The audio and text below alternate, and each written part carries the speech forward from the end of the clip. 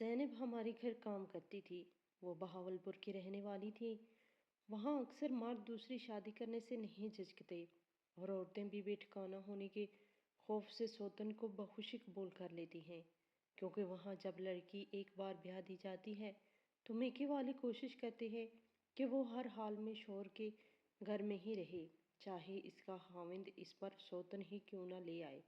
ایک روز زینب ہمارے گھر کام کر رہی تھی۔ دوپہر کا وقت تھا۔ دستک ہوئی تو اس نے دروازے کے سوراخ سے آنکھ لگا کر دیکھا۔ دوسرے ہی لمحے وہ پریشان ہو کر میرے پاس آئی۔ کہنے لگی کہ بی بی جو صاحب آئے ہیں ان سے کہہ دو کہ یہاں کوئی زینب کام نہیں کرتی۔ میں اس کی بات سن کر حیرت میں ڈوب گئی۔ زینب نے مزید کہا کہ ہاں بی بی، یہ میرا شوہر ہے۔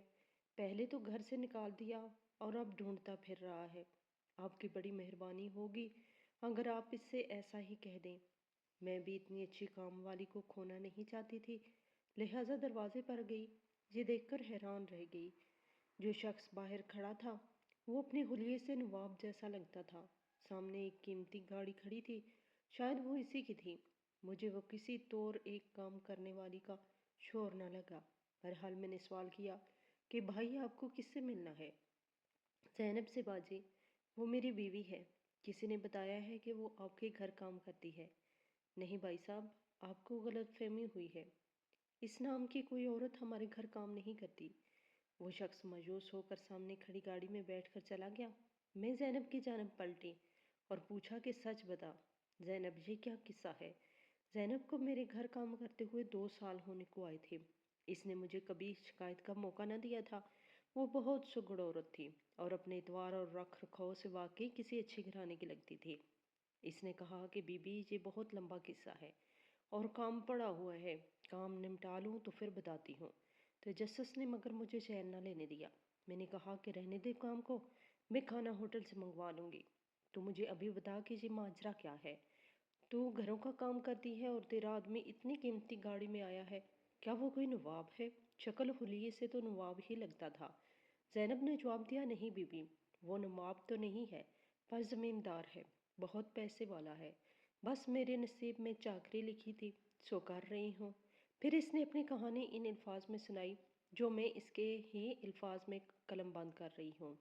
بی بی، جن دنوں ہماری شادی ہوئی، ہمارے روز و شب بھی ایسے ہی مسرت برے تھے جیسے عام چاہنے والوں کے ہوتے ہیں۔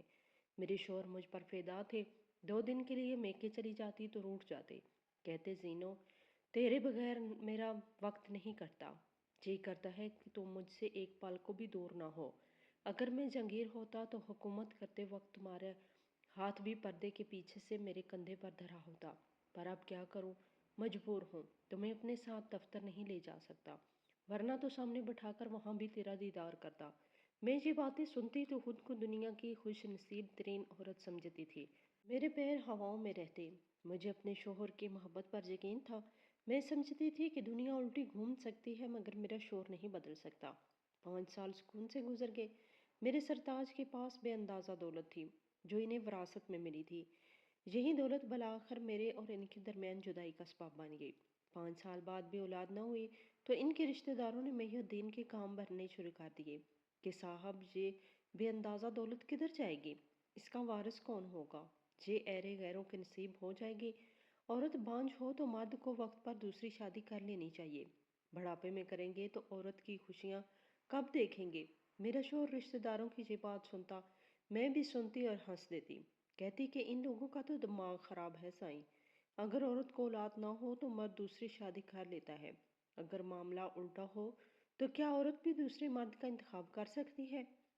اصل بات تو یہ تھی کہ مجھے یقین تھا کہ میری اولاد نہ ہونے کی وجہ سے یہ کبھی نہیں ہو سکتا کہ میرا شوہر میری محبت کو بھلا کر کسی اور عورت کو بیاہ لائے۔ میری محبت تو ان کی زندگی تھی، ان کے روئیں روئیں میں بسی ہوئی تھی۔ بھلا یہ کیسے ممکن تھا کہ محبت کا یہ نولکھا ہار میری گردن سے اتار کر کسی اور کی گردن کی زینت بن جائے؟ عورت بھی مرد کے بارے میں کس قدر خوش فہمیوں میں مبتلا رہتی ہے، نہیں جانتی تھی کہ اس ہستی کو بدلتے دیر نہیں لگتی۔ جہاں عورت کی محبت چٹان کی طرح مضبوط ہو سکتی ہے، وہاں مرد کی محبت محض مصلحت بھی بن سکتی ہے اور کسی روز بھی اس کی نیت بدل سکتی ہے۔ کسی خوبصورت عورت کو دیکھ لے تو اس کا دل قابو میں نہیں رہتا، جبکہ شریف عورت ہمیشہ ایک مرد کو ہی محبت ہی کو ہی اپنی زندگی کا اصل سمجھتی ہے، خواہ اس کی نظروں کے سامنے کتنے ہی مرد کیوں نہ گزر جائیں۔ ایک دن کسی نے خبر دی کہ محی الدین نے دوسرا بیاہ رچا لیا ہے۔ یہ انکشاف میرے لیے ایسا ہی تھا جیسے مجھ پر ایٹم بم کرایا گیا ہوں۔ میرے دل کی زمین تو ایسی جلی کہ پھر اس میں روایتگی کی امید نہ رہی۔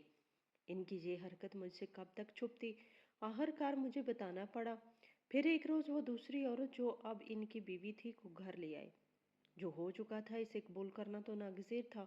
میں اپنے شوہر سے محبت کرتی تھی، اس لیے محی الدین کو پریشان کرنا یا علیحدگی کا مطالبہ کرنا میرے لیے باعث تکلیف تھا، لہٰذا اس کڑوے گھونٹ کو پی کر خاموش ہو رہی۔ ماں نے بھی سمجھایا کہ اپنے شوہر کے گھر رہو اور سوکن کے ساتھ گزارا کرو، میں کے یہاں بیٹھنے سے کچھ خوشیاں نہ ملیں گی، البتہ بھائیوں اور بھابھیوں پر بوجھ بن جاؤ گی۔ اپنا گھر اپنا ہوتا ہے، محی الدین تم سے برا سلوک نہیں کرے گا۔ مرد اولاد کے لیے دوسری شادی کرتے ہیں اور پھر وہ تو پیسے والا ہے، یہ کوئی انہونی بات نہیں، مرد ایسا کرتے رہتے ہیں، کون ان سے پاس پرس کر سکتا ہے۔ سوکنے شہزادیوں پر بھی پڑتی ہیں، وہ بھی تو برداشت کرتی ہیں۔ ماں کے سمجھانے سے نصیب کا لکھا جان کر صبر کر لیا، سوچا کہ اگر سوکن کو سوکن نہ سمجھوں گی تو زندگی کے دن اچھے گزر جائیں گے، مرد بھی پرسکون رہے گا اور ہمارا سکون بھی تہوبالا نہ ہوگا۔ میں نے کبھی ماں جبین کو سوکن نہیں جانا، مگر یہ جانے کس مٹی کی بنی تھی، باوجود میرے اچھے سلوک کے اس کو میرا وجود کانٹے کی طرح کھٹکتا تھا۔ بہانے بہانے سے گھر کا سکون برباد کرنے سے نہ چوکتی۔ رفتہ رفتہ محی الدین بھی لاتعلق ہوتے جا رہے تھے۔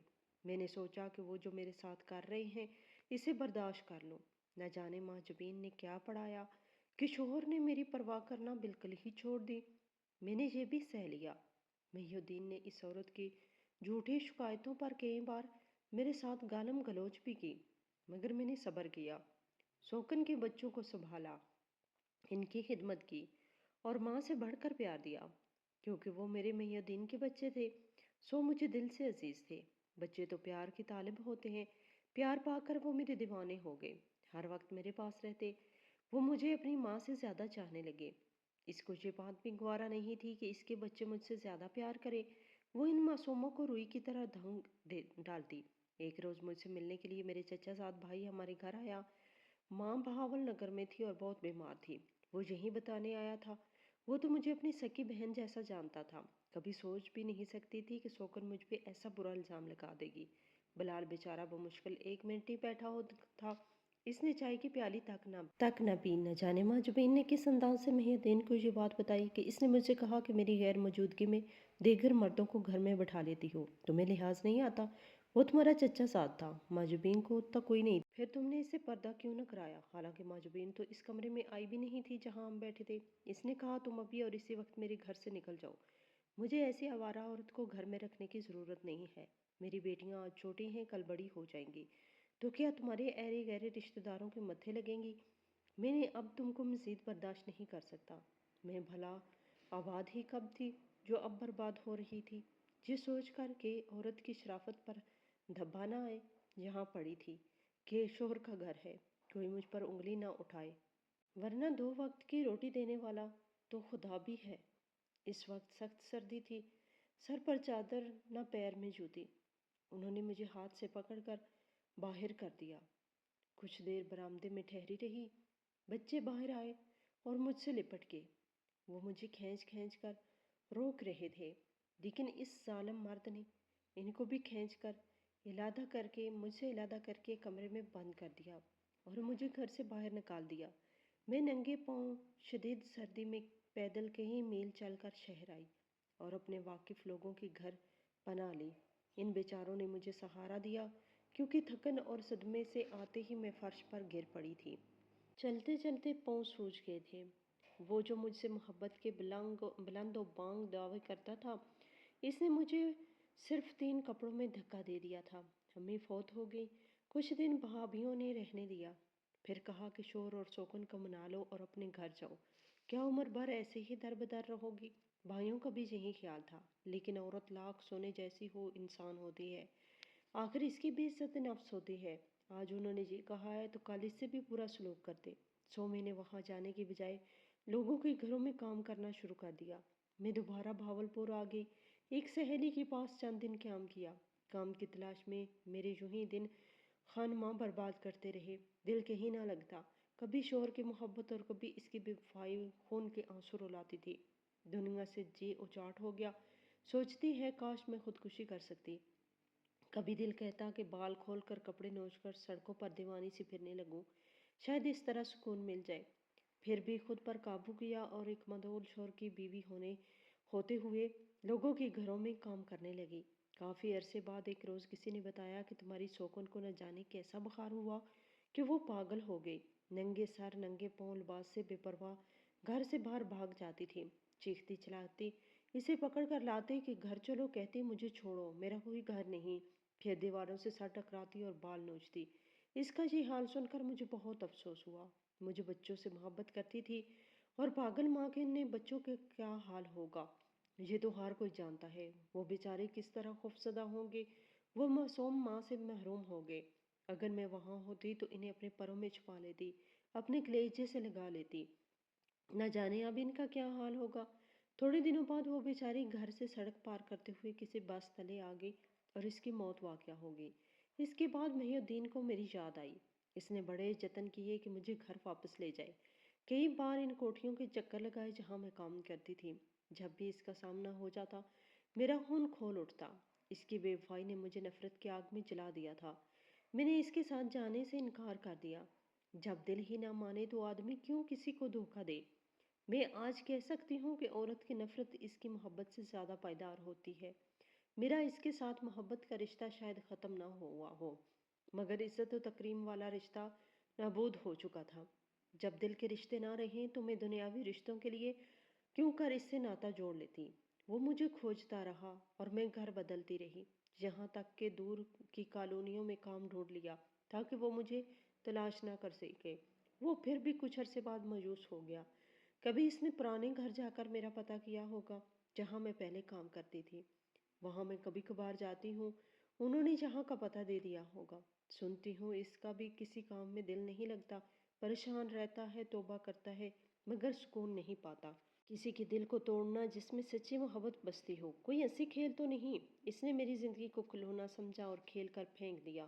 کبھی کبھی بچوں کی خاطر دل نرم پڑ جاتا ہے جو مجھ سے محبت کرتے تھے، جی چاہتا ہے کہ واپس ان کے پاس چلی جاؤں، نہ جانے کوئی ستیلی ماں بن کر آ جائے تو کیسی ہوگی، مگر یہ دل محی الدین کو معاف کرنے پر آمادہ نہیں ہوتا۔